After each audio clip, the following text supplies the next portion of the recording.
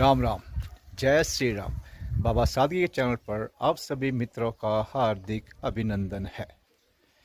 एक ये खास वीडियो यानी कि विशेष वीडियो है अपने जिज्ञासु मित्रों के लिए। और मिस्टर यानी कि श्री हिमांशु धामी जी, उन्होंने आग्रह किया है कृपया अपने बारे में थोड़ा विस्तार से बताइए एक वीडियो के माध्यम से। तो वही वीडियो आपके सामने प्रस्तुत किया जा रहा है। बाबा सादगी चैनल का नाम है और बाबा सादगी कोई धार्मिक गुरु नहीं है। बाबा सादगी का जो रियल नेम है, असली नाम है, वो है भूपेंद्र सिंह मनराल, ग्राम सैना मारुल, पट्टी वाला सल्ट, डिस्ट्रिक्ट अल्मोड़ा, नियर माँ मालिना मंदिर। यानी कि माँ मानिला मंदिर से 5 किलोमीटर आगे है बाबा सादगी का गांव सैना मानुर। दिल्ली में पैदा हुआ और दिल्ली में ही 60 वर्ष व्यतीत किए। ईजा माँ है परिवार में, ईजा है धर्मपत्नी, 2 पुत्र, एक बहू और एक है नटखट प्यारा सा पोता। अब बात करेंगे एजुकेशन क्वालिफिकेशन की। हर माता पिता की तरह बाबा सादगी के स्वर्गीय पिता का भी एक सपना था कि उनका बेटा डॉक्टर, इंजीनियर, पनी ना जाने क्या क्या बने। लेकिन भाग्य में जो लिखा था बाबा सादगी वही बना। सब कुछ बढ़िया था, किंतु गणित खोपड़ी में आता ही नहीं था। इसलिए एक बार ट्राई किया, 2 बार ट्राई किया, फिर जो है थैंक यू बोल के स्कूल को अलविदा कह दिया। यानी कि स्कूल भी पास नहीं किया। लेकिन प्रभु कृपा है कि मस्तिष्क बहुत अच्छा दिया है प्रभु ने। जब नौकरी करनी शुरू करी तो पहले गया आर्मी के अंदर, 8 साल किया। उसके बाद समय ने चक्र उल्टा घुमा दिया और उस नौकरी को भी रिजाइन करके थैंक यू बोल दिया। प्रभु की कृपा बहुत अच्छी है, बहुत अच्छी है प्रभु की कृपा मुझ पर। सोसाइटी बहुत अच्छे विद्वानों से मुलाकात हुई, बात हुई, उनके साथ कार्य किया। तो ये थोड़ा बहुत जो अंग्रेजी के शब्द हैं, ये सब अच्छी सोबत का ही असर है। और बताया मस्तिष्क, नेपाली बोल लेता हूँ। अंग्रेजी में आप मुझसे ज़्यादा पढ़े लिखे हैं तो आपका काम है उसे मोती सा पिरो देना और अपना काम है छोड़ देना। संभाल सको तो संभाल लीजिएगा, नहीं तो राधे राधे।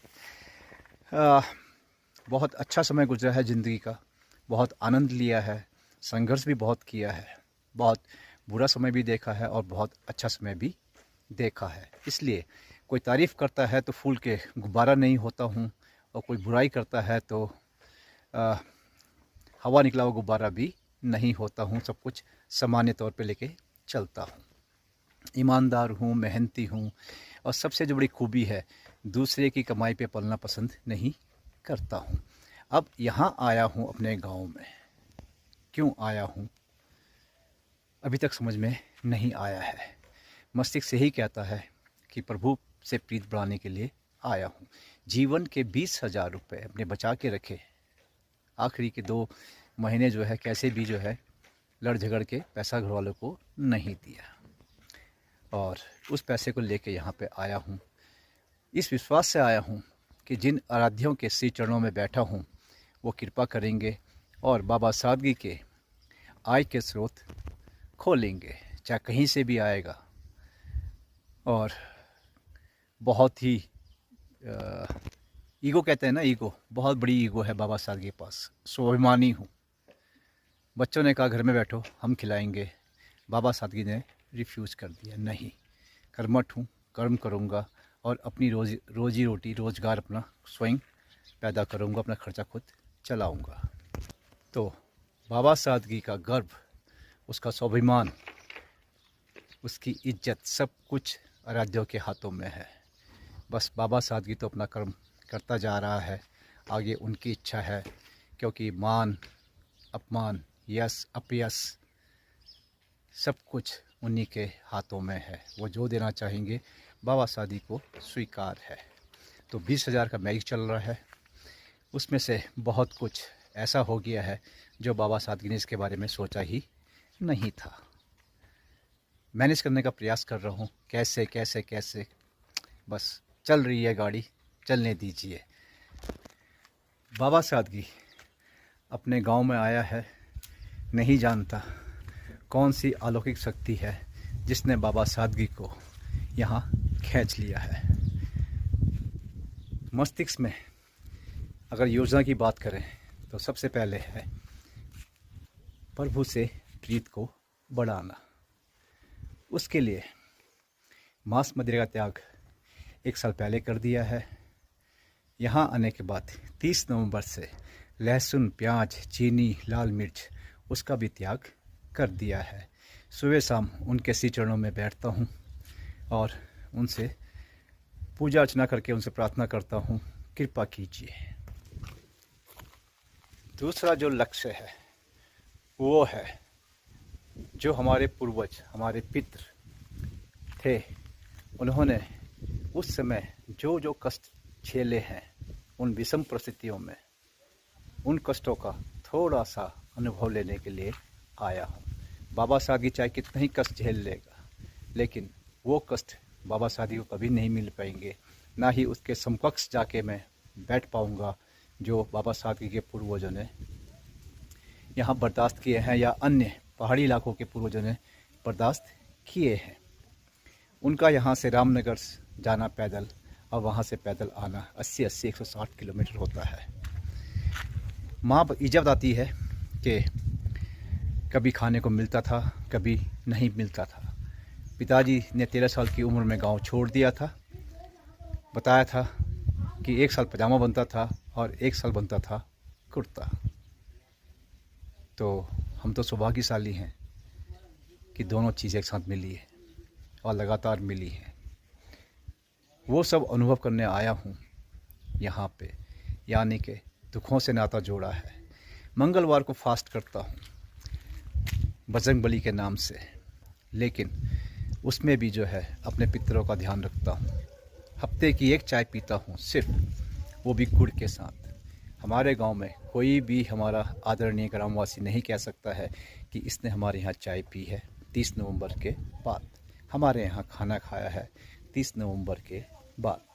यहाँ तक कि हमारे देवी थान में माता का भंडारा हुआ था, वहाँ भी माता से क्षमा मांगकर अपने घर में आके बनाया और खाया, क्योंकि नियम तो नियम है।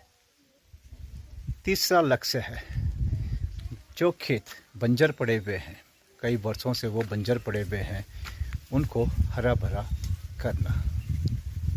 सोच ये है कि जब हमारे पितृ इस गांव में आए थे, क्या उन्हें ये खेत ठीक उसी प्रकार से मिले थे जिस प्रकार से हमें मिले हुए हैं? कितनी मेहनत की होगी उन्होंने, कितना पसीना बहाया होगा, कितना शारीरिक कष्ट झेला होगा, हाथों में कितने छाले पड़े होंगे, खाना खाया होगा या नहीं खाया होगा, उसका भी एहसास करना है और करना चाहिए। बाबा सादगी तो कम पढ़ा लिखा है, इसलिए सोच भी छोटी सी है। ज़्यादा पढ़े लिखे लोगों की सोच जो है बहुत बड़ी होती है, तो बाबा सादगी उनसे कोई मुकाबला नहीं करना चाहता है। बाबा सादगी जी रहा है अपने अंदाज में और मरेगा भी अपने ही अंदाज में, क्योंकि बाबा सादगी है।